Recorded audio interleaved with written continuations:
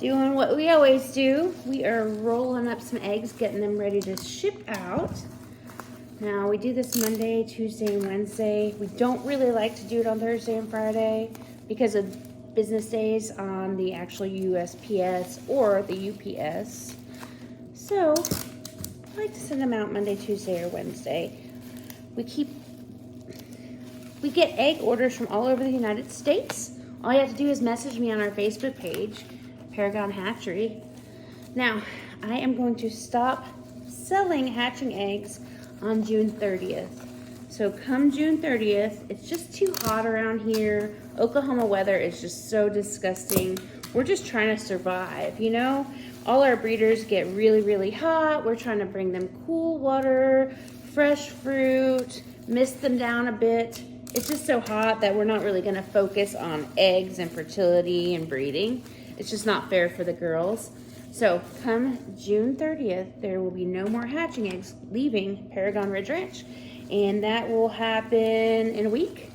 And then come September, we're gonna go full swing back into it. So if you want to order, knowing that it'll be September before you get your eggs, go ahead and send me a message.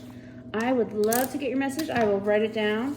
I have wait lists on some of our breeds already, but they know that it's for this fall. The lemon owl beards, we had an incident where I only had 2 hens, and I lost one last week in the terrible severe thunderstorms that we were having here in Oklahoma. She got scared, I guess, and ran outside with the lightning and the thunder and the wind and was exposed in the run area and sat out there and just got wet and wind and probably went into shock and then just got so weak standing there in the wind and the rain and ended up in the mud. Good times. Good times. I was devastated. I cried for days. I don't generally cry like that much for chickens. I cried for 3 days. Like, I wanted to sell the whole farm. I was so angry. I hatched some from Greenfire eggs last year and I had 3 boys and 2 girls. So I was already disappointed that it wouldn't be like a big, huge breeder flock. And they're just so beautiful. So beautiful. Sweet. Both those little girls were just so sweet. I've shown you pictures on my Facebook page before, and I've also shown you some pictures in my videos. So cute. Anyways, I was devastated. I was so upset. I couldn't have done anything to prevent it. I mean, she had a beautiful coop. She could have gone inside, been out of the rain, out of the wind, nice and warm, nice roost. Everybody else was fine in the ultimate chicken coop. Just her. So I was really upset about that. So lemon owl beards are off the list now. So hopefully this fall I'll have some chicks available for local pickup until I could build my flock. I reached out to several breeders that have direct Greenfire lines and I'm working with them. So next comes AM Samanis. They are laying just 1 hen out of 3.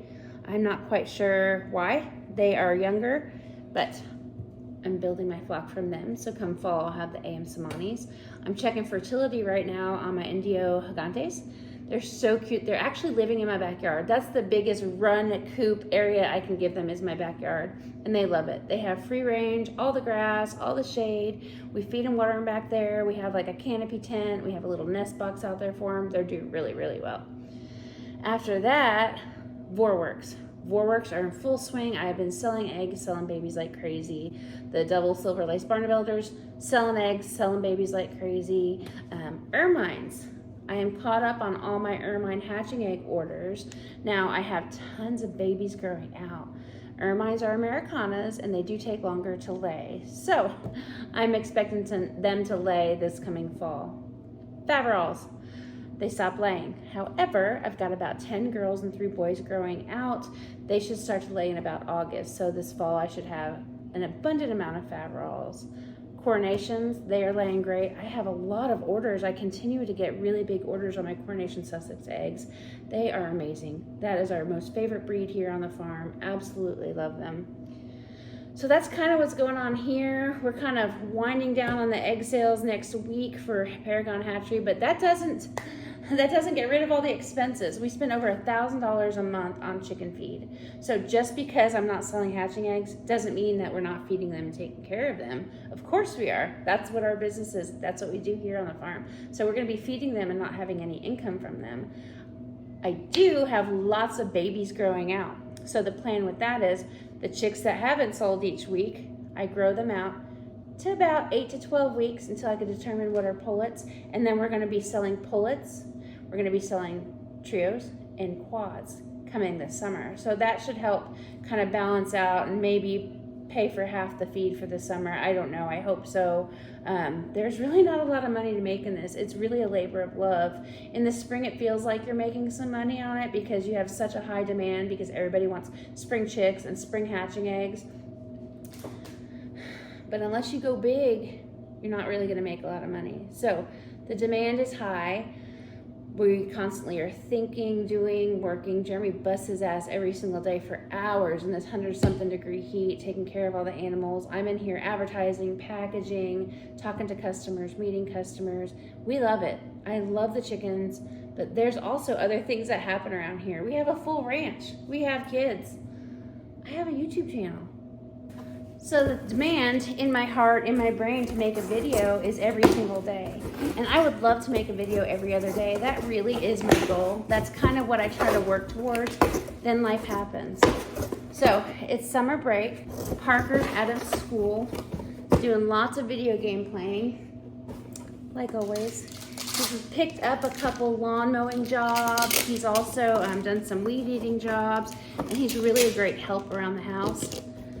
But he's in his room all the time. He comes out when his friends are here, if he wants to ride the dirt bike, or if we're playing volleyball or whatever. And then Preston works full-time HVAC.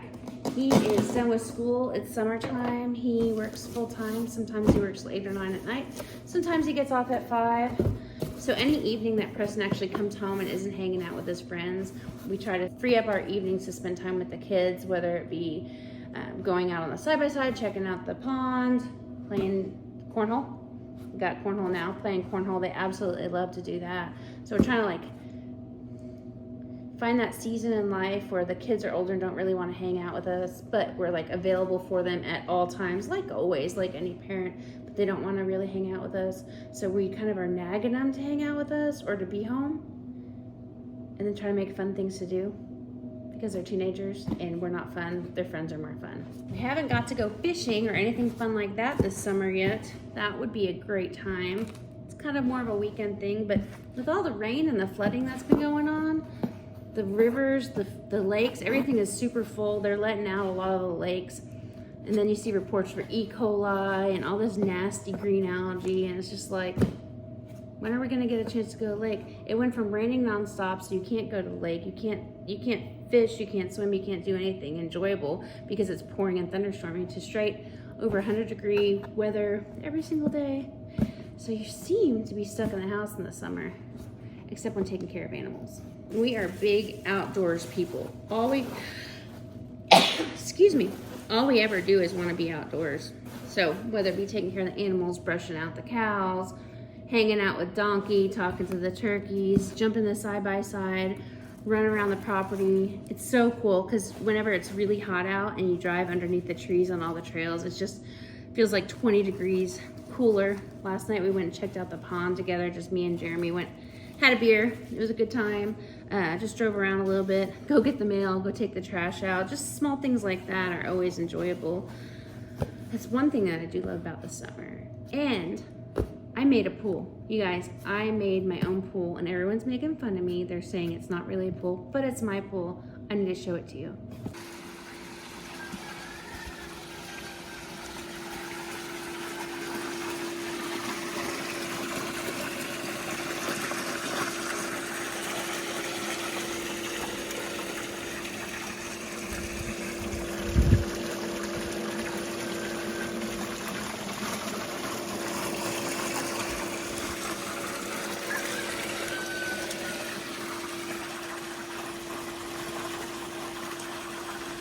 What'd you think about that? That's a pretty cool little pool, huh? So we used to have a big stock tank pool. I think it was 8 or 10 feet across. Back in 2020, it was really hard to find them. And I hooked it up just the same way. So all those parts are from our old stock tank pool. What happened was it was galv and it rusted. It rusted with the chlorine. It rusted inside the parts that had metal in them. I'm not sure if there was metal shavings that came out of the pump or something to trigger it, but it started to rust.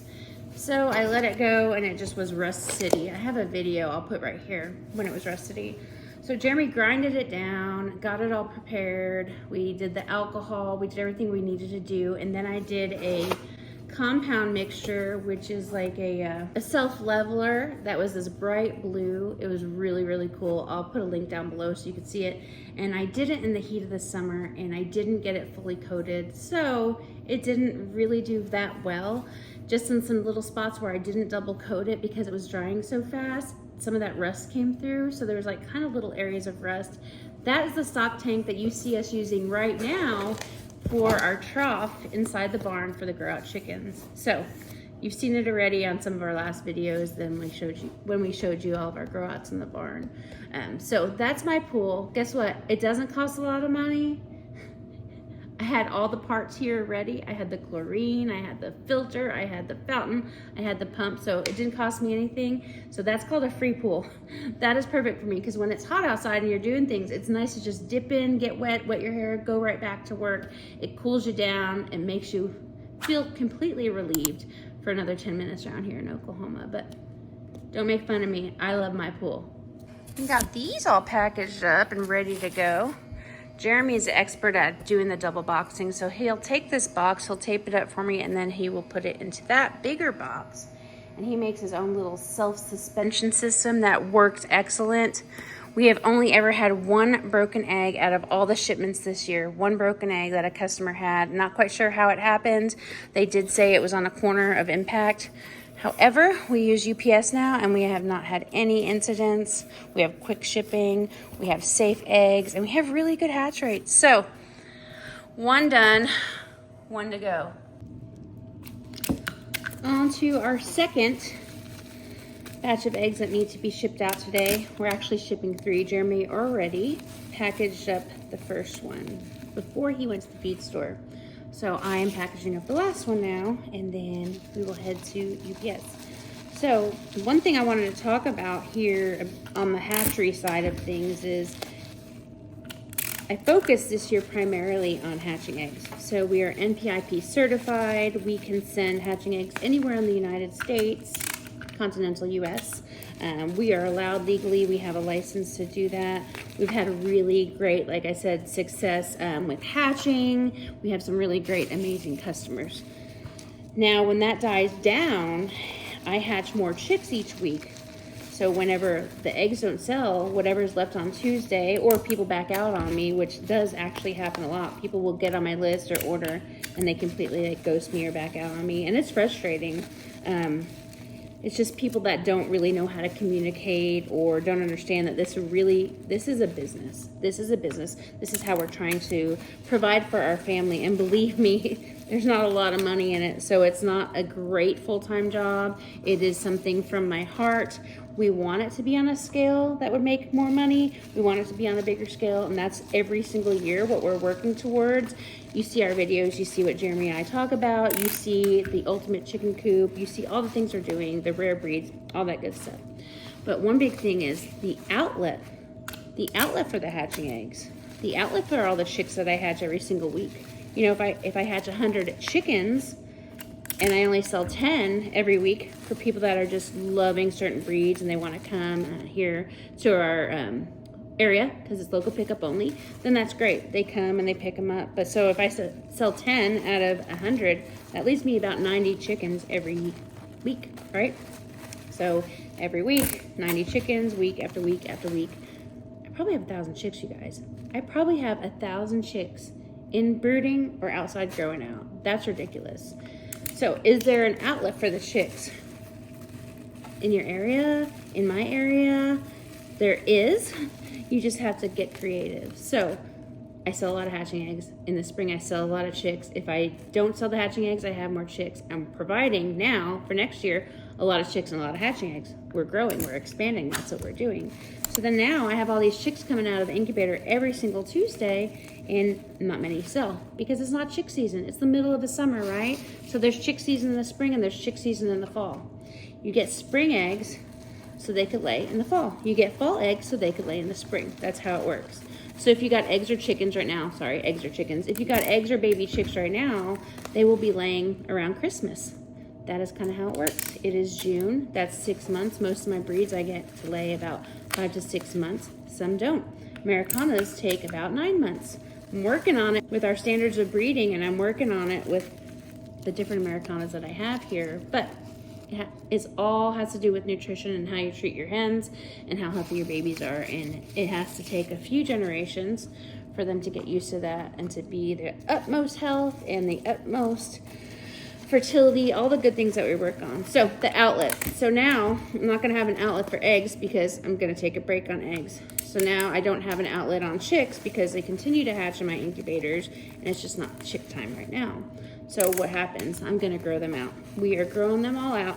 We have set up brooders in my barn. We have big grow out pens outside and it's just going to keep expanding.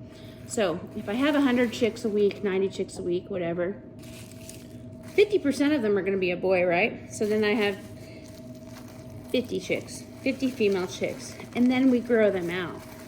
We grow them out 4 to 6 weeks inside. We grow them out the next 6 weeks or so outside or inside, however that works. And hopefully we have females. Hopefully they all survive. You know, things happen like that lemon owl beard, right? So things happen with the rain or the wind or lightning and, you know, just stuff happens. So then you grow them out. So just say 10% loss, right? So now we're at what? 40 to 45. We'll just say 45 girls. And after they're about 8 to 12 weeks, and you could certainly determine if they're boys or girls, which some breeds you can't. Americanas are so hard. Silkies are hard. Oh, so hard. Then you could sell them as pullets. So now you've had them for 3 months, you've taken care of them, you've brooded them, they're, you know, in your barn, you feed them, you water them, you take care of them the best you can because that's what we're in the business for. And then you have this grown out pullet that's ready to go outside. That should be laying eggs in about 3 months from now. Because some people don't want to brood. Some people don't want to hatch eggs. They don't want to have baby chicks. They just want to get a chicken and put it outside. That gives us the opportunity to sell pullets. So come midsummer to end of the summer, we'll have lots of pullets for sale. So hopefully that offsets some of our expenses for the whole summer with feed. And after saying that and doing that, our time is pretty much free. Our time is free. So all the hours, all the things we do, we're doing it for free. The price of the bird, the price of the water, the price of the feed, the price of building them pens and taking care of them, and our time as farmers is free. So when you're looking at chickens and you want to know why does a female chicken that's gonna lay in about 3 months is this much money, guess what?